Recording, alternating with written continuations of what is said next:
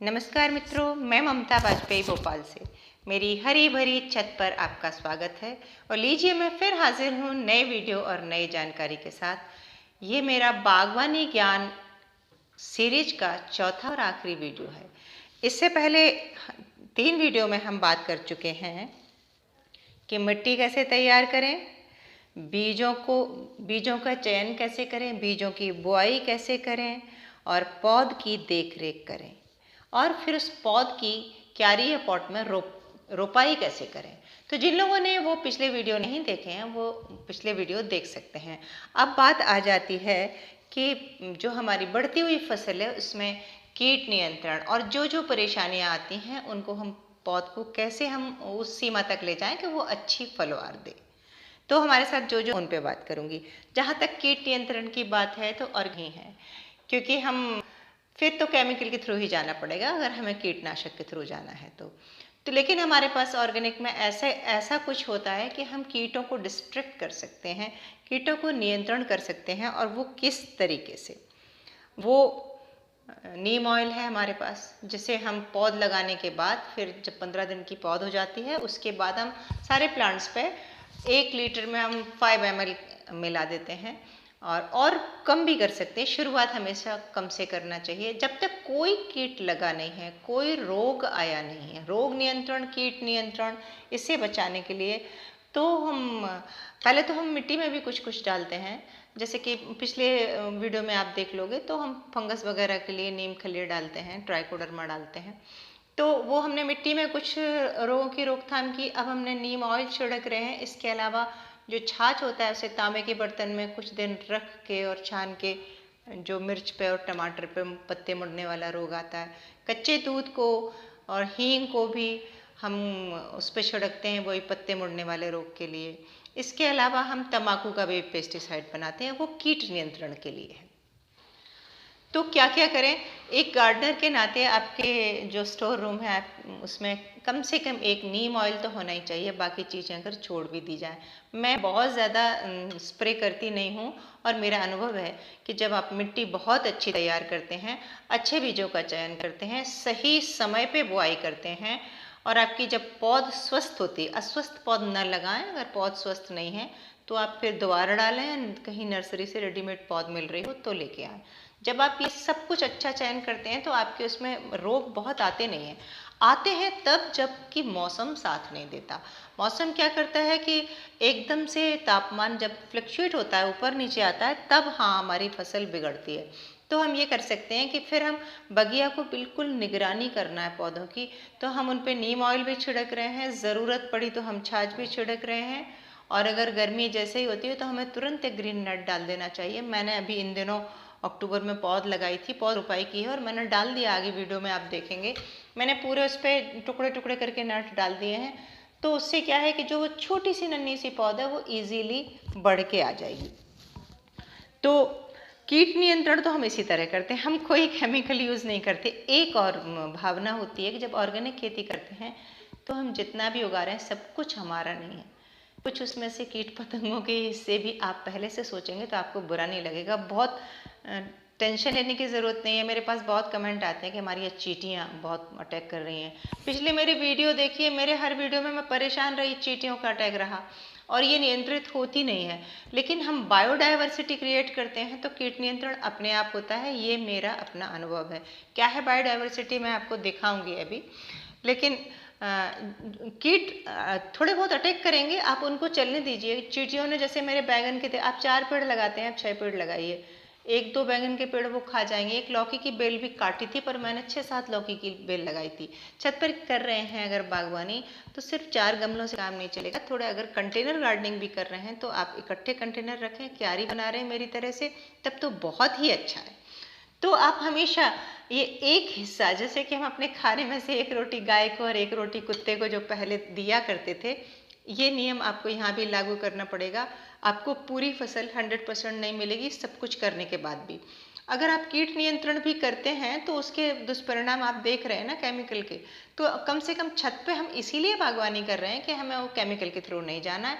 और ऑर्गेनिक तरीका हमारे पास यही है कि हम मिट्टी अच्छी तैयार करें, समय पे बोएं, अगेती पछेती नहीं बोए और ये जैव विविधता बायोडाइवर्सिटी क्रिएट करें। आप मेरी क्यारी देखिए, पहले भी कई बार देखी है आपने, लेकिन ध्यान नहीं दिया होगा आपने। देखिए सामने हल्दी का पेड़ है, मैंने हर क्यारी में बायोडाइवर्सिटी मेंटेन की है, शायद आप न समझ पाए हो। अब मैं आपका ध्यान दिलाती हूँ। ये तुलसी लगी है, तुलसी के बगल में मरुआ दोना लगा है, तुलसी की प्रजाति का मुनगा लगा है, और उस कोने पे जहाँ मेरा हाथ नहीं पहुँच रहा वहाँ लगा है इटालियन बेसिल। तो 3 वैरायटी तुलसी की लगी हैं, 1 हल्दी की लगी है, और दूसरे कोने पे मेरा एलोवेरा लगा है।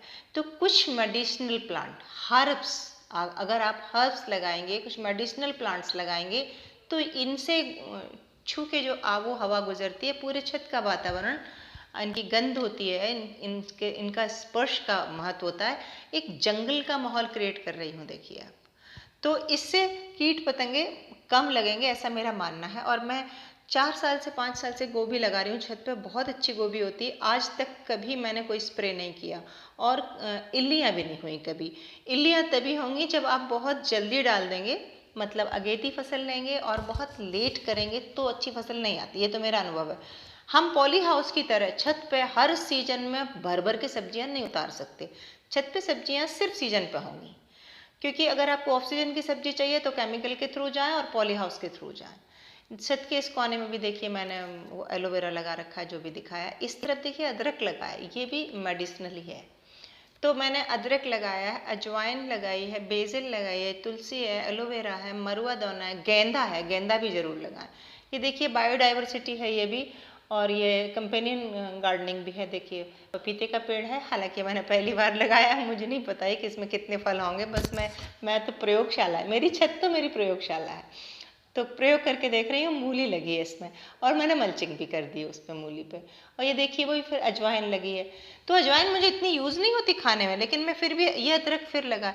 हर क्यारी में मैं 2-2 4-4 पौधे दबा ही देती हूँ, ताकि एक जंगल में जो मल्टी क्रॉप वाला सिस्टम क्रिएट हो, और इसका मुझे असर देखने को मिला है। ये गेंदे तो ज़रूर लगाएं आप हर क्यारी में।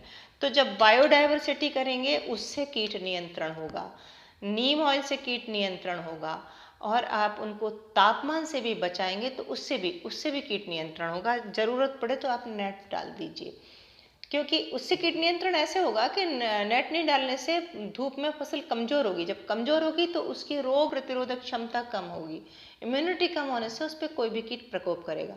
जो थोड़ी बहुत इल्लियाँ आती हैं उन्हें मैं हाथ से बीन के फेंक देती हूँ, इतना करना पड़ेगा। मैं और मेरे श्रीमान जी दोनों मिलके बगिया में चक्कर लगाते हैं हम दोनों टाइम, तो एक एक पत्ते को देख लेते हैं। किसी पत्ते पे बारीक कीड़े, जैसे सेम पे माऊ लगती है, मैं वो पत्ते प्लग करती हूँ, दूर फेंक देती हूँ।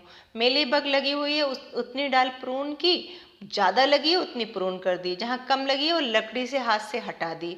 फिर उस जगह पे हमने फिर नीम स्प्रे कर दिया, और हर 4 दिन 5 दिन में कभी एंजाइम डाल दिया, कभी नीम स्प्रे बहुत ज़्यादा मैं नहीं करती, मैं आपको बार बार कह रही हूँ, क्योंकि अति करने से कोई फ़ायदा नहीं। देखिए इस कोने में फिर हल्दी लगाई है मैंने, यहाँ से कोई मैं हल्दी किचन के लिए नहीं यूज़ करने वाली, लेकिन ये मेरी क्यारी में एक माहौल बनाएंगी। वो कोने में एलोवेरा, कोई क्यारी मेरी ऐसी नहीं है जिसमें कि एक एलोवेरा नहीं है। एक और समस्या आती है कि जब पौधे बड़े हो गए, कीट नियंत्रण हो गया, लेकिन फूल बन रहे हैं और फल नहीं बन रहे, फूल झड़ जा रहे हैं।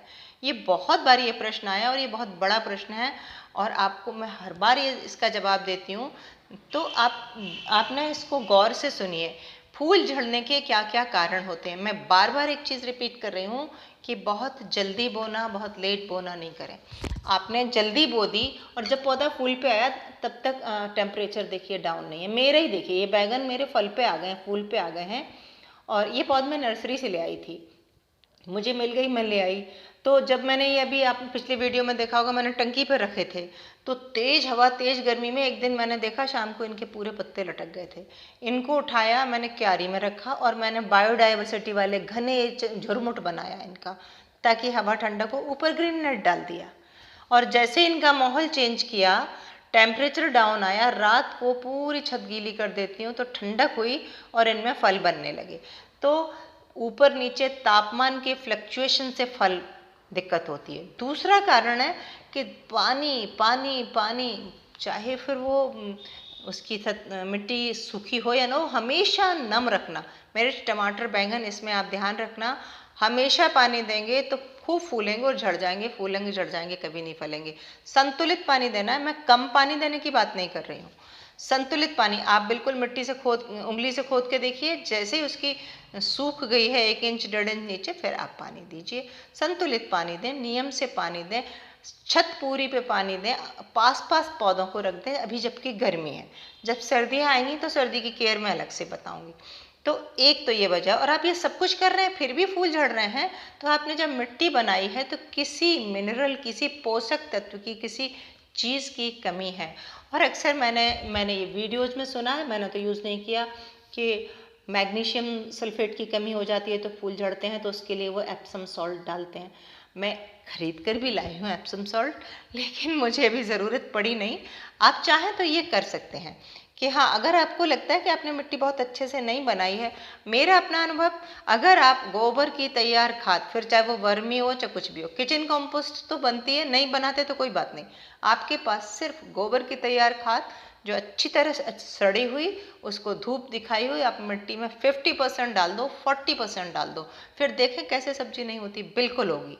आप बस ये ध्यान रखें कि आप जब सर्दी की फसल है तो आप सितंबर लास्ट वीक से अक्टूबर तक ही पौध डालें। नवंबर फर्स्ट वीक तक जाएंगे तो डल जाएगी, लेकिन जैसे जैसे इधर आप लेट होंगे और उधर आप जल्दी डाल देंगे। मैंने भी सितंबर के पहले सप्ताह में ही पौध डाल दी थी, मैं सब प्रयोग कर चुकी हूँ तब बोल रही हूँ, और वो सड़ गई, नहीं हुई, तो वो पौधी सर्वाइव नहीं होगी। उसमें से जो 2-4 पौधे बचे तो पता चला 30 दिन की पौध हमें लगा देना चाहिए, पता चला वो 40 दिन की हो गई, लेकिन वो 4 इंच की भी नहीं हो रही है। तो हम किसी को जबरदस्ती ऑक्सीजन लगा लगा के बड़ा कर रहे हैं, वो वाली बात है। नेचुरली जो पौधा जिस वातावरण में उगा है, बीज घास में पड़ा रहता है, मौसम आते ही अपने आप अंकुरित हो जाता है। तो आप समझिए। और आगे आप